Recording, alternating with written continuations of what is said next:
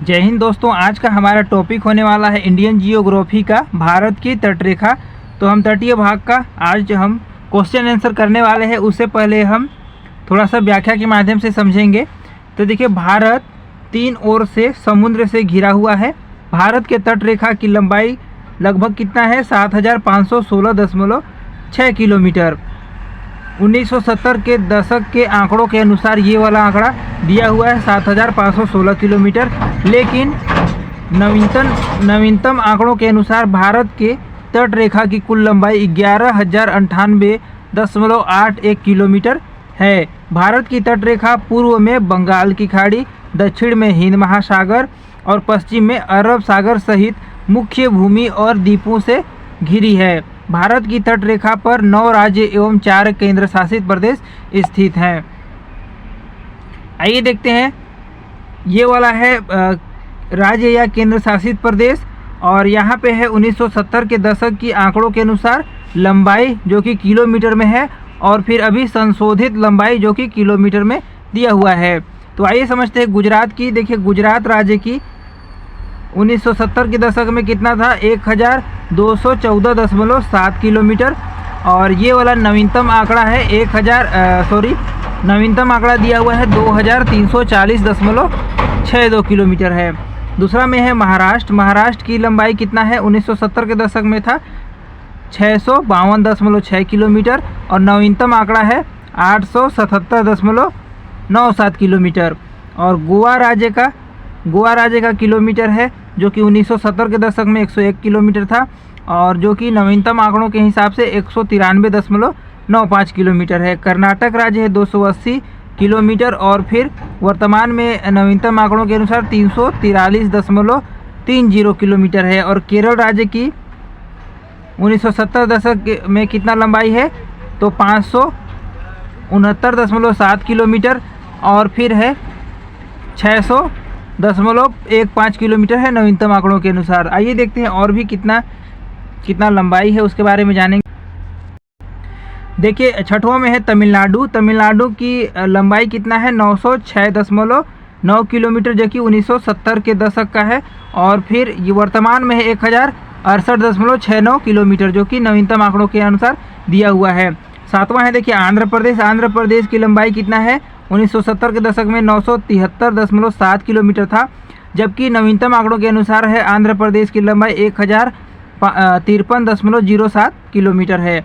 उड़ीसा राज्य की लंबाई है 476.4 किलोमीटर 1970 के दशक में, और फिर नवीनतम आंकड़ों के अनुसार है 574.71 किलोमीटर है। 10वां में है पश्चिम बंगाल। पश्चिम बंगाल की लंबाई है 157.5 किलोमीटर, और जो कि नवीनतम आंकड़ों के अनुसार है 721.02 किलोमीटर है। 10वां में क्या है? दादरा और नगर हवेली तथा दमन एवं दीव की लंबाई है 42.5 किलोमीटर, और कुल वर्तमान में इसकी लंबाई कितना है? 54.38 किलोमीटर है। अगला देखते हैं, 11वां नंबर पे है लक्षद्वीप। लक्षद्वीप की लंबाई 132 किलोमीटर है 1970 के दशक में, और वर्तमान में है 144.80 किलोमीटर है। पांडुचेरी की लंबाई है 47.6 किलोमीटर, और फिर वर्तमान में क्या है? 42.65 किलोमीटर है। अंडमान और निकोबार द्वीप समूह की लंबाई है 1962 किलोमीटर, जबकि नवीनतम आंकड़ों के अनुसार है 3083.50 किलोमीटर है, जो कि नवीनतम आंकड़ों के अनुसार है। तो कुल लंबाई कितना है? कुल लंबाई है 7516.6 किलोमीटर, जो कि 1970 के दशक का है, जबकि नवीनतम आंकड़ों के अनुसार है 11,098.81 किलोमीटर है। स्रोत क्या है? गृह मंत्रालय, भारत सरकार के द्वारा ये वाला जारी किया गया है आंकड़ा। अगला देखते हैं, 26 जनवरी 2020 से दमन और दीव तथा दादरा और नगर हवेली का विलय कर एक केंद्र शासित प्रदेश दादरा और नगर हवेली तथा दमन और दीव कर दिया गया है। भारत की मुख्य भूमि से लगे कुल तट की लंबाई 5422.6 किलोमीटर, नवीनतम आंकड़ों के अनुसार 7870.51 किलोमीटर है। ये सभी देख लीजिए व्याख्या। और फिर ये वाला है भारत के तटीय राज्य कौन कौन सा है। तो देखिए, यहाँ पे है गुजरात है, उसके बाद है महाराष्ट्र, जंजीरा, पश्चिम बंगाल, पारादीप, उड़ीसा, विशाखापट्टनम, कोलकाता, हल्दिया, दीघापुली, गोपालपुर पुलिन, और फिर दिखाते हैं क्या क्या है। कालांगुट पुलिन है, गोवा कर्नाटक, उडुपी है, आंध्र प्रदेश है, एन्नौर है, चेन्नई है, ओरोविले है, मरीना बीच है, तमिलनाडु है, केरल है, तूतीकोरिन है और कन्याकुमारी, ये सभी तटीय भाग हैं। तो चलिए इसका स्टार्ट करते हैं, क्वेश्चन आंसर करेंगे। सबसे पहला हमारा क्वेश्चन हो जाएगा, निम्नलिखित में से किस तट से भारत का औसत समुद्र तल नापा जाता है? मुंबई से, या फिर चेन्नई से, या कोचीन से, या फिर विशाखापट्टनम से? तो देखिए चेन्नई से भारत का औसत समुद्र तल नापा जाता है। तो ऑप्शन नंबर 20 का राइट आंसर हो जाएगा। भारत का औसत समुद्र तल चेन्नई तट से मापा जाता है। अगला है क्वेश्चन नंबर 2 हो जाएगा। देखिए भारत के प्रादेशिक जल क्षेत्र का विस्तार है, तो भारत के प्रादेशिक जल क्षेत्र का विस्तार कौन सा है? तो देखिए तट से 12 समुद्री मील तक रहता है। तो ऑप्शन नंबर सी इसका राइट आंसर हो जाएगा। आइए इसका व्याख्या करते हैं। देखिए व्याख्या के माध्यम से समझेंगे। किसी भी देश के प्रादेशिक जल क्षेत्र को क्षेत्रीय सागर कहा जाता है। क्षेत्रीय सागर की दूरी आधार रेखा से सागर की ओर नापी जाती है, जो सामान्यतया 12 समुद्री मील तक होती है। क्वेश्चन नंबर हमारा 3 हो जाएगा। भारत की तट रेखा की लंबाई लगभग है, तो भारत की तट रेखा की कुल लंबाई कितना है? 7500 किलोमीटर है। तो ऑप्शन नंबर डी इसका राइट आंसर हो जाएगा। देखिए भारत की 3 ओर से समुद्र से घिरा हुआ है तथा इसकी तट रेखा 7516.6 किलोमीटर लंबी है। नवीनतम आंकड़ों के अनुसार भारत के तट रेखा की लंबाई 11098.81 किलोमीटर है। अतः निकटतम विकल्प के रूप में विकल्प डी सही लिया गया है। अगला है क्वेश्चन नंबर 4 हो जाएगा। भारत की तट रेखा है, तो भारत की तट रेखा कितना है? तो देखिए उपयुक्त प्रश्न को व्याख्या के ऊपर के हिसाब से दिया गया है।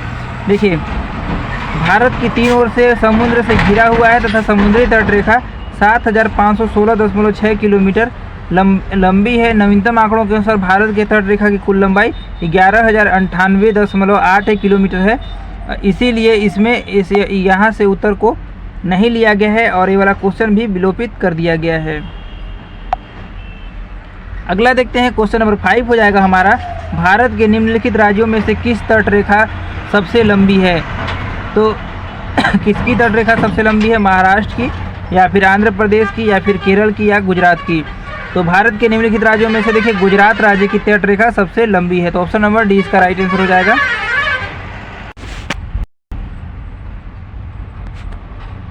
इसको व्याख्या के माध्यम से समझेंगे। भारत की तट रेखा की कुल लंबाई 7516.6 किलोमीटर, जो कि नवीनतम आंकड़ों के अनुसार 11098.81 किलोमीटर है। भारत की तट रेखा पर कुल 9 राज्य एवं 4 केंद्र शासित प्रदेश स्थित हैं। इन राज्यों में सबसे लंबी तट रेखा की लंबाई गुजरात राज्य की है। विकल्प में दिए गए राज्यों की तट रेखा की लंबाई इस प्रकार है। 1970 के दशक के आंकड़ों के अनुसार और नवीनतम आंकड़ों के अनुसार दिखा देते हैं। ये वाला गुजरात की देखिए, गुजरात राज्य की नवीनतम क्या है? नवीनतम आंकड़ों के अनुसार है 2340.62 किलोमीटर और 1970 के दशक के हिसाब से हो जाएगा 1214.7 किलोमीटर। महाराष्ट्र का इतना हो जाएगा, आंध्र प्रदेश का इतना हो जाएगा।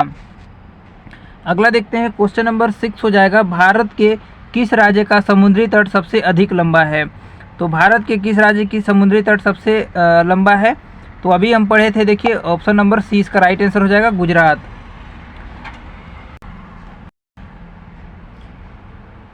क्वेश्चन नंबर 7 हो जाएगा। निम्नलिखित में से भारत का कौन सा राज्य सर्वाधिक लंबी तटरेखा वाला राज्य है?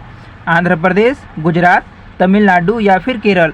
तो देखिए भारत का कौन सा राज्य सर्वाधिक लंबी तटरेखा वाला? तो गुजरात है। तो ये वाला क्वेश्चन बहुत ही इंपॉर्टेंट हो जाएगा दोस्तों। तो ऑप्शन नंबर 20 का राइट आंसर हो जाएगा।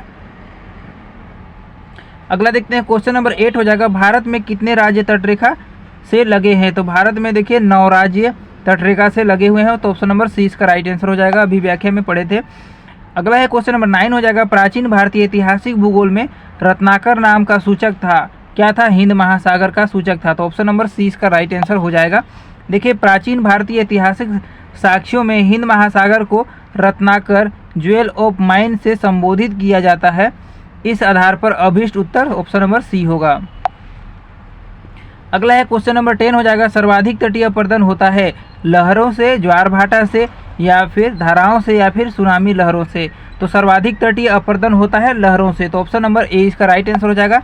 आइए इसको व्याख्या के माध्यम से समझेंगे। देखिए, तटीय अपर्दन में समुद्री लहरों, ज्वार भाटा धाराओं, सुनामी लहरों तथा मानवीय क्रियाकलापों आदि की प्रमुख भूमिका होती है। इनमें से सर्वाधिक तटीय अपर्दन लहरों के द्वारा होती है, इसीलिए ऑप्शन नंबर ए इसका राइट आंसर हो जाएगा। अगला हमारा टॉपिक होने वाला है पूर्वी एवं पश्चिमी तट, तो इसको पढ़ते हैं, इसका क्वेश्चन आंसर करेंगे। देखिए, भू आकृति के आधार पर भारत के तटीय मैदान को 3 भागों में वर्गीकृत किया जा सकता है।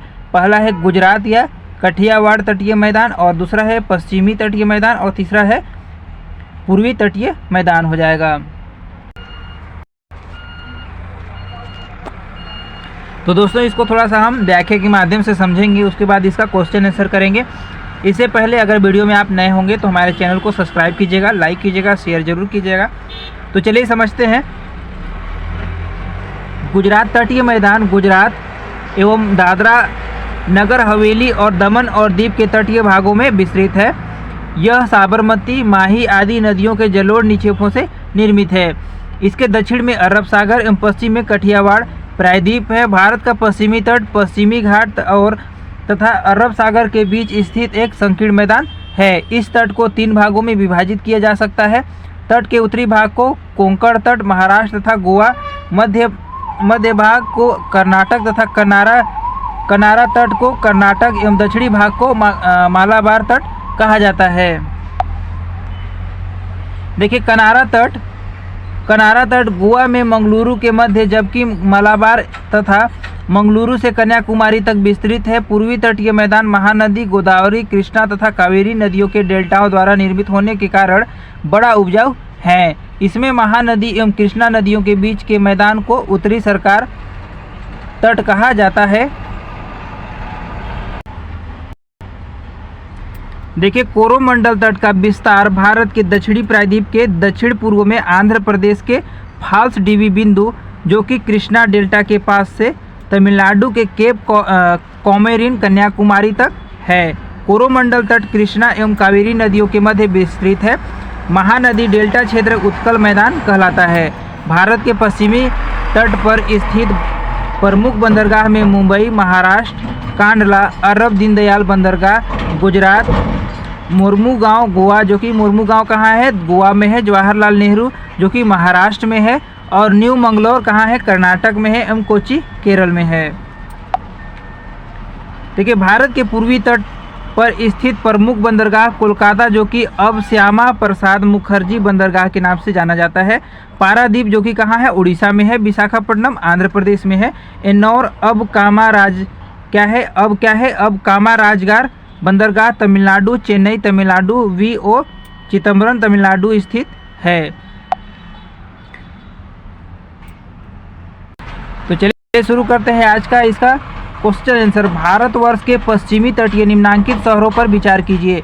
तो देखिए, जंजीरा है, और दूसरा है कन्नूर है, और तीसरा है नागरकोइल है, और चौथा है सिंधुदुर्ग है। तो उत्तर से दक्षिण इन नगरों का सही क्रम क्या होगा, तो इसको जानेंगे। तो सबसे पहले हो जाएगा जंजीरा, ऑप्शन नंबर 1, दूसरा में हो जाएगा सिंधुदुर्ग, और फिर तीसरा में हो जाएगा कन्नूर, और चौथा में हो जाएगा नागरकोइल हो जाएगा। तो ऑप्शन नंबर इसका देखते हैं कौन सा सही हो जाएगा, 1 4 2 3। तो 1 4 2 3 किस में है, ऑप्शन नंबर डी में है। तो इसका राइट आंसर हो जाएगा ऑप्शन नंबर डी। आइए समझते हैं इसको व्याख्या के माध्यम से। पश्चिमी तट पर स्थित उपयुक्त नगरों का उत्तर से दक्षिण सही क्रम इस प्रकार होगा। जंजीरा जो कि महाराष्ट्र के रायगढ़ जिले में है, और फिर सिंधुदुर्ग है महाराष्ट्र के सिंधुदुर्ग जिले में, और कन्नूर है केरल के कन्नूर जिले में, और नागरकोइल है तमिलनाडु राज्य के कन्याकुमारी जिले में स्थित है। अगला क्वेश्चन हो जाएगा हमारा क्वेश्चन नंबर 2 हो जाएगा। आपको यत्र तत्र कुछ अनोखे डेनमार्क वासी मिल जाएंगे, परंतु उसका कारण यह है कि डेनमार्क की चौकी हुआ करती थी। यह अनूठा नगर, उसका दुर्ग और समुद्र, गिरजाघर, नया जेरूसलम, सूनी सड़कें और उजड़ तड़ाग्र सब मिलकर अद्भुत रत्न बन जाते हैं। इस उक्ति में वर्णित स्थान है, क्या है? तो तमिलनाडु तट पर स्थित है। तो ऑप्शन नंबर ए इसका सही उत्तर हो जाएगा।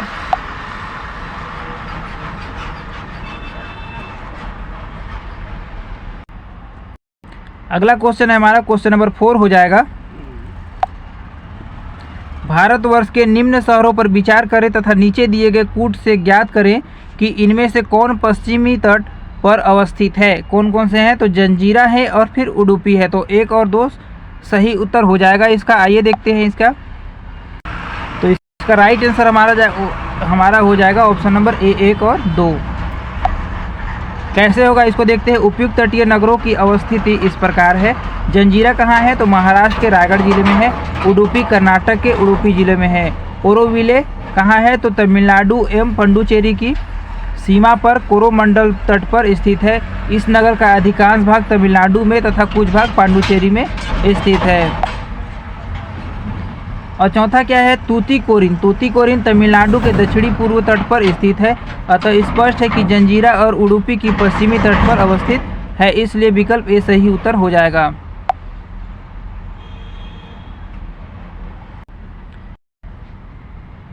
हमारा अगला क्वेश्चन हो जाएगा। सूची 1 को सूची 2 के साथ सुमेलित कीजिए और सूचियों के नीचे दिए गए कूट से सही उत्तर का चुनाव कीजिए। तो देखिए सूची 1 में क्या दिया हुआ है? सागर पुलिन और दूसरा में दिया हुआ है राज्य। तो देखिए दीघा कहाँ है? तो दीघा है पश्चिम बंगाल में। गोपालपुर कहाँ है? उड़ीसा में है। और कलांगुट में है गोवा। और फिर मरीना कहाँ है? मरीना है तमिलनाडु में। तो क्या हो जाएगा? ए का 2, बी का 3, सी का 4 और फिर डी का 1 हो जाएगा। आइए देखते हैं कौन सा ऑप्शन सही हो जाएगा। तो इसमें देखिए क्या हो जाएगा? ए का 2, बी का 3 और सी का 4 और डी का 1 हो जाएगा। तो right answer option number B इसका राइट आंसर हो जाएगा। अगला देखते हैं क्वेश्चन नंबर 6 हो जाएगा।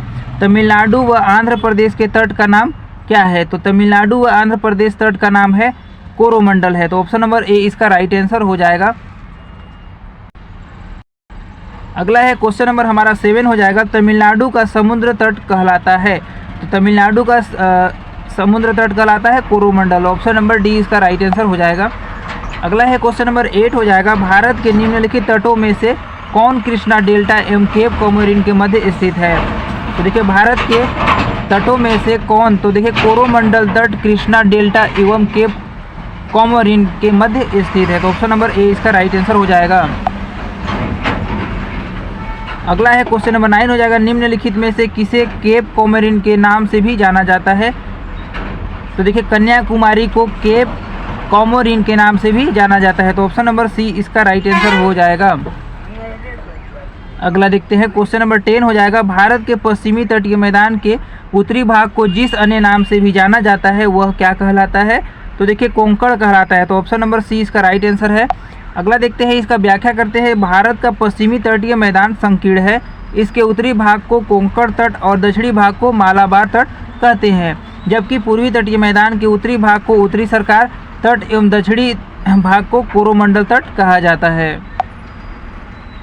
अगला है क्वेश्चन नंबर 11 हो जाएगा हमारा। निम्नलिखित में से कौन सा एक समुद्र स्तर में पुनरावर्ती गिरावट का सर्वोत्तम उदाहरण है जिससे वर्तमान समय की सुविस्तृत कक्ष भूमि उत्पन्न हुई है? तो देखिए क्या पूछा है इसमें, कौन सा एक समुद्र स्तर में पुनरावर्ती गिरावट का सर्वोत्तम उदाहरण है जिससे वर्तमान समय की सुविस्तृत कक्ष भूमि उत्पन्न हुई है? तो क्या हो जाएगा? कक्ष का रण हो जाएगा। तो ऑप्शन नंबर डी इसका राइट आंसर हो जाएगा।